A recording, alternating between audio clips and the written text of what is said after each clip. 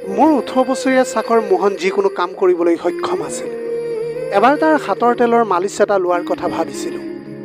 মোৰ পিঠিত মালিচ কৰি থাকোঁতে হঠাৎ মোহনৰ হাতখন এনে এটা ঠাইলৈ গতি কৰিলে যে মই উত্তেজিত হৈ পৰিলোঁ। মোক এনে অৱস্থাত দেখি গোটেই ৰাতি তেল হাতখনেৰে মোক ঘঁহি ঘঁহি।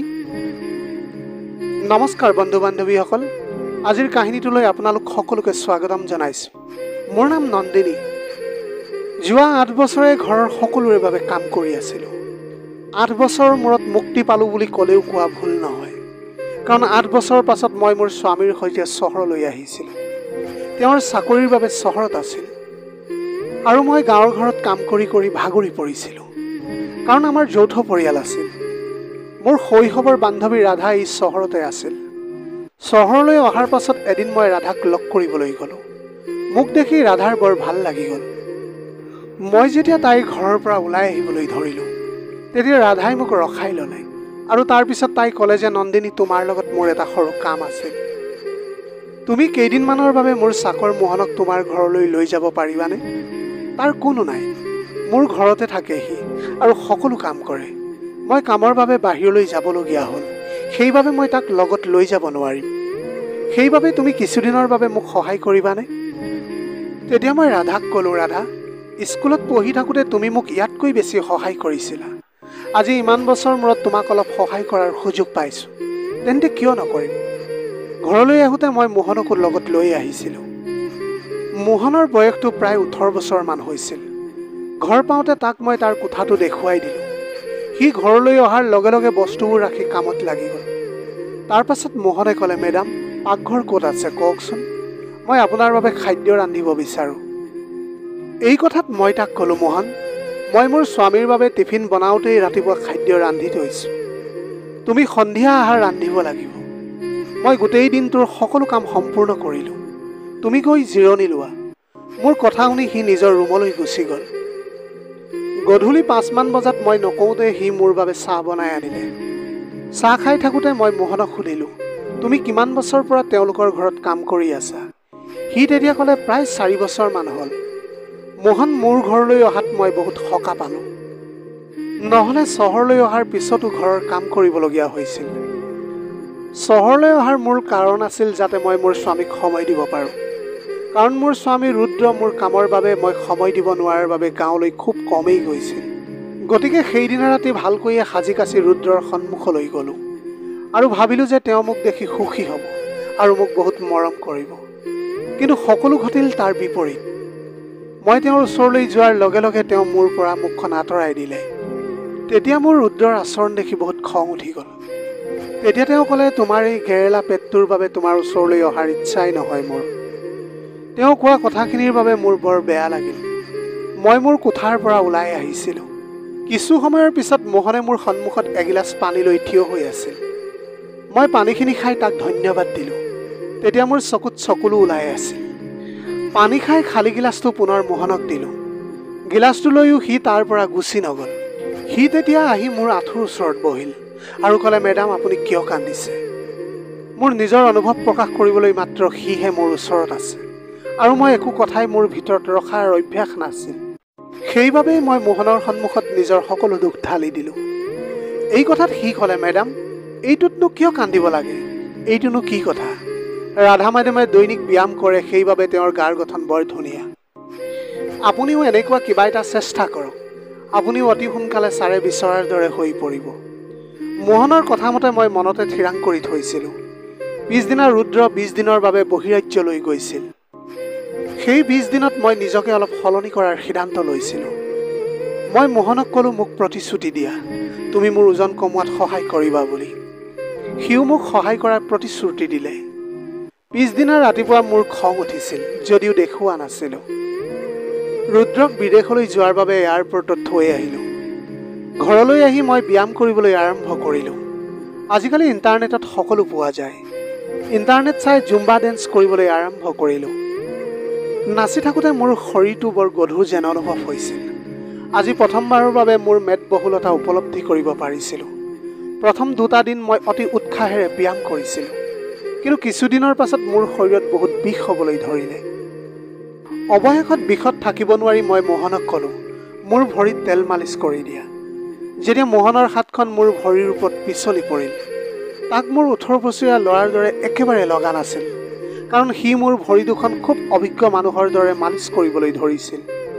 মালিচ কৰি থকাৰ সময়তে মোৰ টোপনি আহিল। মোৰ শৰীৰৰ বিষ দিনক দিনে বাঢ়িবলৈ ধৰিছিল, কিন্তু এতিয়ালৈকে মই মোহনক ভৰিৰ বাহিৰে আন কোনো অংশ মালিচ কৰিবলৈ দিয়া নাছিলোঁ। এদিন সি ক'লে, মেডাম, মই আগতে ৰাধা মেডামৰ গোটেই শৰীৰটো মালিচ কৰিছিলোঁ। আজি আপোনাকো একেদৰে মালিচ কৰিম। মোৰ মালিচৰ বৰ প্ৰয়োজনো হৈছিল। তালৈ এতিয়া কিহৰ লাজ কৰিব লাগে? সৰু বুলি ভাবি মই তাক মোৰ পিঠিত মালিচ কৰিবলৈ দিলোঁ। মোৰ পিঠিত যেতিয়া তাৰ হাতখন লৰচৰ কৰি আছিল, তেতিয়া মোৰ টোপনি আহিবলৈ ধৰিলে। পিছদিনা ৰাতিপুৱা মই তাৰ ৰুমলৈ গ'লোঁ। তেতিয়া মোহন গা ধুবলৈ ওলাইছিল। মোৰ 10 বছৰীয়া এটা ল'ৰা আছিল। মোহনক মই মোৰ ল'ৰাৰ দৰেই ভাবিছিলোঁ। যোৱা নিশা আহি মোক বহুত ভাল মালিচ কৰি দিলে। গতিকে মই তাক ক'লোঁ, আজি মই তোমাক গা ধুৱাম, তোমাৰ পিঠিত চাবোন লগাম। সি বৰ অস্থিৰ হৈ এই কথা না কৰিলে। তেতিয়া ময়ো তাৰ ওপৰত হেঁচা প্ৰয়োগ কৰিবলৈ ধৰিলোঁ। মই ক'লোঁ, তোমাৰ বয়সৰ ল'ৰা মোৰো এটা আছে, তেন্তে তুমি মোক কিয় লাজ কৰিবলৈ লৈছা? মোক তুমি তোমাৰ মাৰ দৰে ভাবিব পাৰা। এই কথাত মোহনে ক'লে, মেডাম, মই সৰু ল'ৰা নহয়। মই তাক মাতৃৰ দৰে ভাল পাব বিচাৰিছিলোঁ, কিন্তু তাৰ ধাৰণা বেলেগ আছিল। সি ক'লে, আপোনাৰ ল'ৰাটোৰ বয়স 10 বছৰ আৰু মোৰ বয়স 18 বছৰ। আমাৰ মাজত এতিয়া প্ৰায় 8 বছৰ পাৰ্থক্য আছে। মই এতিয়া ডাঙৰ হৈছোঁ। মোক গা ধুবলৈ জোৰ নকৰিব, মোৰ বৰ লাজ লাগে। মই জানিছিলোঁ সি মোক লাজ কৰে, কিন্তু তাক মই বাৰে বাৰে মোৰ ল'ৰাৰ প্ৰতিচ্ছবি দেখি আছিলোঁ। গতিকে তাৰ অস্বীকাৰৰ পিছতো মই তাক গা ধুৱাবলৈ তাৰ বাথৰুমলৈ গ'লোঁ। মই তাক গা ধুৱাই থাকোঁতে তাৰ কঁকালত টাৱেল এখন বান্ধি থোৱা আছিল। তাৰ পিঠিত চাবোন লগাই লগে লগে ওলাই আহিলোঁ। কিছু সময়ৰ পাছত সিও মোৰ পিঠিত চাবোন লগাবলৈ জোৰ কৰিবলৈ ধৰিলে। সৰু হ'লেও সি এটা সাধাৰণ চাকৰ আছিল। মই তাক এনেকৈ মোৰ শৰীৰটো চুবলৈ দিব বিচৰা নাছিলোঁ, কিন্তু তাৰ জেদ বাঢ়িবলৈ ধৰিছিল। তেতিয়া সি ক'লে, মেডাম, কিছু সময়ৰ আগতে আপুনি কৈছিল যে মই আপোনাৰ ল'ৰাৰ দৰে। আপুনি মোক সৰু ল'ৰা বুলি ভাবে। আপোনাৰ কথা মতে মই যদি আপোনাক শুশ্ৰূষা কৰিবলৈ বিচাৰোঁ, তেনেহ'লে আপুনি মোক কিয় বাধা দিছে? মই মোহনক ক'লোঁ, মোহন, জেদী নহ'বা। যি শুশ্ৰূষা কৰিব লাগে পিছত কৰিবা। মই গম পোৱা নাছিলোঁ যে মোহনে মোক শুশ্ৰূষা কৰাৰ বাবে ইমান জেদ কৰিব। সেই নিশা সি নিজেই তেলৰ বটল এটা লৈ মোৰ কোঠালৈ আহিছিল আৰু মালিচৰ কথা ক'বলৈ ধৰিলে। সি মোৰ পিঠিত মালিচ কৰিব বিচাৰিছিল। যিয়েই নহওক, মোকো মালিচ এটাৰ খুব প্ৰয়োজন হৈছিল। স্পৰ্টিংটো অলপ ওপৰলৈ তুলিলোঁ। কিছু সময় মই স্পৰ্টিংটো ওপৰলৈ ঠেলি দিয়া ঠাইতে মোহনে মালিচ কৰি আছিল, কিন্তু লাহে লাহে তাৰ হাতখন তললৈ পিছলি যাবলৈ ধৰিলে। মই তেতিয়া তাৰ ভুল মনোভাৱৰ কথা গম পালোঁ। লগে লগে তাৰ হাতখন ধৰি তাক ৰ'বলৈ ক'লোঁ। সেই সময়ত মোহনে পাগলৰ দৰে আচৰণ কৰি আছিল। হঠাতে মোৰ হাতখন এৰি দি মোৰ পিঠিত খুব জোৰেৰে মালিচ কৰিবলৈ ধৰিলে। লাহে লাহে সি মোৰ সেই ঠাইত মালিচ কৰিবলৈ ধৰিলে। তাৰ এই কাৰ্যত মই বৰ ভয় খাইছিলোঁ। সি মোক বিচনাৰ পৰা উঠিবলৈ দিয়া নাছিল। কেনেবাকৈ মই তাক নিজৰ পৰা আঁতৰাই দিলোঁ। বিচনাৰ পৰা আঁতৰি আহি তালৈ চালোঁ। তাৰ মুখত অদ্ভুত ভাৱ এটা দেখা পোৱা গৈছিল। তেতিয়া মই তাৰ স্বৰূপটো দেখি বহুত বেছি ভয় খাই পৰিলোঁ। বুজিলোঁ যে এই সময়ত তাক একো কোৱা ঠিক নহয়। গতিকে ঠিক সেই মুহূৰ্ততে মই মোহনক মোৰ কোঠাৰ পৰা বাহিৰলৈ উলিয়াই দিলোঁ। তাৰপিছত মই মোৰ কোঠাৰ দুৱাৰখন বন্ধ কৰি শুই পৰিলোঁ। প্ৰতিদিনৰ দৰে ৰাতিপুৱা মই সাৰ পোৱাৰ আগতে সি ব্ৰেকফাষ্ট ৰেডি কৰি থৈছিল। প্ৰতিদিনৰ দৰে ময়ো হলত মোৰ জুম্বা ডান্স কৰি আছিলোঁ। সেই সময়ত মোহনে ডাইনিং হলত হাত ভাঁজ কৰি থিয় হৈ মোৰ শৰীৰটো ওপৰৰ পৰা তললৈ চাই আছিল। তাৰ চাউনিৰে মোক শুলে বিন্ধা দি পিন্ধি আছিল। ঠিক সেই মুহূৰ্ততে মই মোৰ নৃত্য বন্ধ কৰি নিজৰ কোঠালৈ গ'লোঁ। গা ধুই যেতিয়া মোৰ কোঠাৰ বাথৰুমৰ পৰা ওলাই আহিলোঁ, মোহনে ব্ৰেকফাষ্ট লৈ মোৰ ৰুমলৈ আহিল। মই আগতেও এবাৰ তাক সকীয়াই দিছিলোঁ যে দুৱাৰত টোকৰ নিদিয়াকৈ সি কোঠাটোত সোমাব নালাগে। তথাপিও সি অনুমতি অবিহনে কোঠাত সোমাই পৰিছিল। মোক টাউল পিন্ধি থকা দেখি মোহনে ব্ৰেকফাষ্ট প্লেটখন টেবুলত থৈ দিলে। তাৰ পাছত পোনে পোনে মোৰ ফালে আহি সি মোক জোৰেৰে সাবটি ধৰিলে। এতিয়া মোৰ সন্দেহ নিশ্চিত হ'ল যে মোহনৰ বয়স একেবাৰে 18 বছৰ নহয়। সি মোক ইমান জোৰেৰে সাবটি ধৰিছিল যে মোৰ দৰে শকত মহিলাও নিজকে মুক্ত কৰিব পৰা নাছিল। কেৱল সাবটি ধৰাত সি ৰৈ নাথাকিল।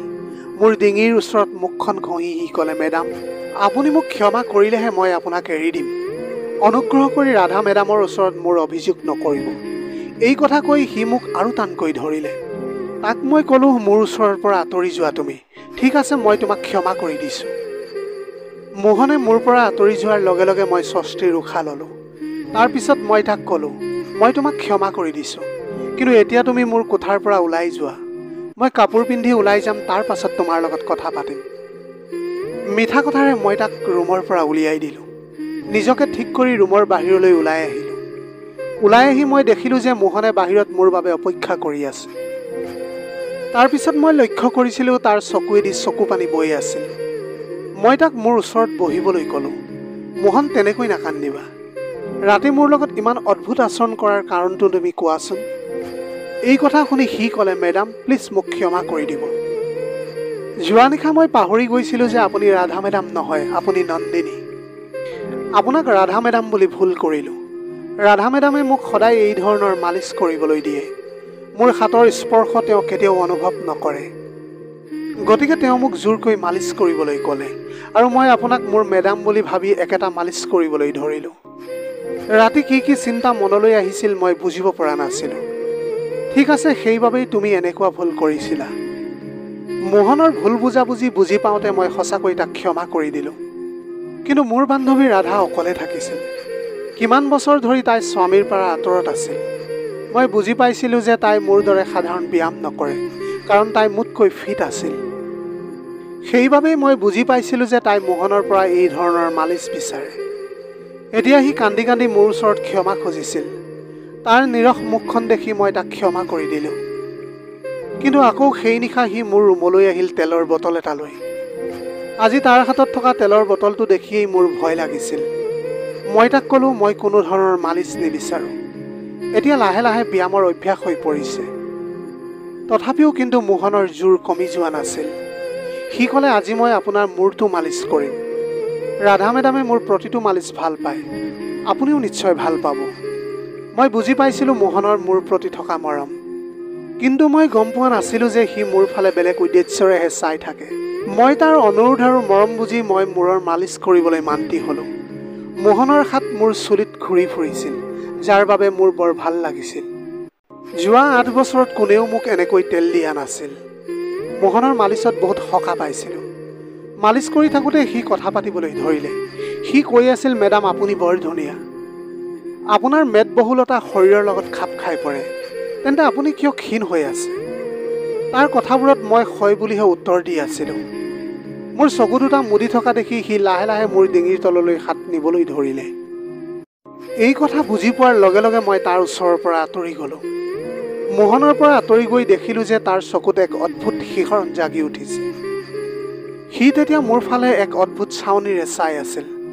তাৰ পাছত মোহনে ক'লে, মেডাম আপোনাৰ নাইটিৰ ফিটা মই খুলি দিম, একো চিন্তা নকৰিব। হঠাৎ সি কি ক'বলৈ ধৰিলে মই বুজিব পৰা নাছিলোঁ। মই তেতিয়া খঙেৰে ক'লোঁ, এতিয়াই তুমি মোৰ কোঠাৰ পৰা ওলাই যোৱা। ৰাতিপুৱাতো মই তোমাক ক্ষমা কৰি দিছিলোঁ। সেইটোৱে আছিল চাগে মোৰ আটাইতকৈ ডাঙৰ ভুল।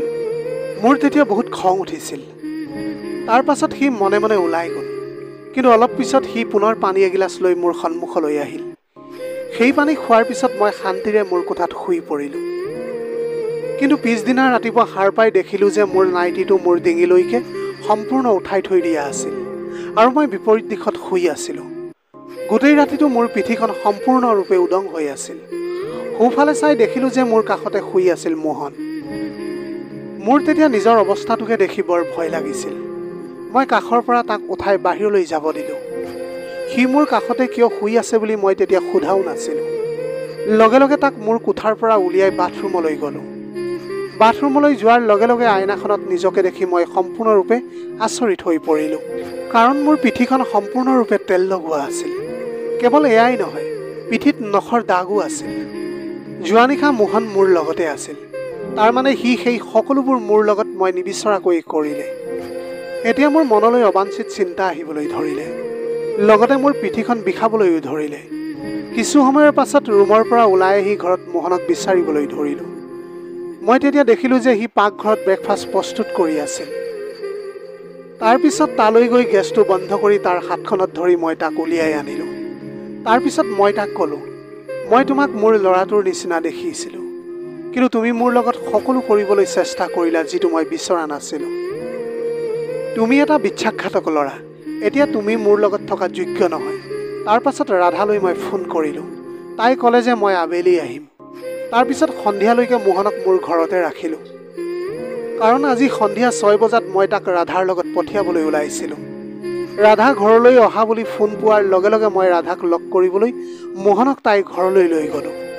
তাত গৈ উপস্থিত হোৱাৰ লগে লগে মই তাইক তাইৰ চাকৰৰ বিষয়ে সঁচা কথা ক'বলৈ ওলাইছিলোঁ যে ঘৰত কোনটো জন্তু ৰাখিছিলা তাই গমেই পোৱা নাছিল চাগে।